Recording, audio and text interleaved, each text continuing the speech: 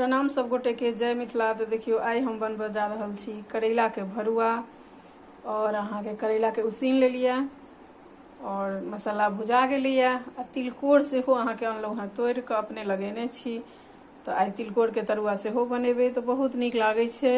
आई मौसम बड़ नीक छे हमरा सबके, तो सोचलहुँ मौसम के कनी फायदा उठा ली। क्या तो करैला में तो बड़ मेहनत छे, तो पसीने पसीने भ जैतौं।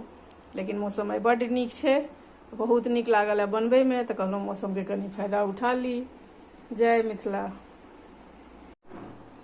एकटा बात अहाँ के औरो छे, कियाक तऽ आई हमर बच्चा सबके छुट्टी छिए, तो ओकरा सबके बड़ नीक लगै छे। दालि नहीं पसंद करै छे ओतेक, तऽ आई ओकर पापा नहीं छथिन, ऑफिस गेल छथिन।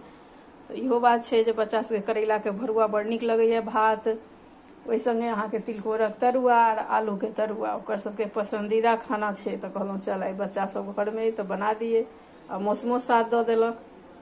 जय हो, बहुत नीक आनंदमय मौसम भ गेल छे लखनऊ के।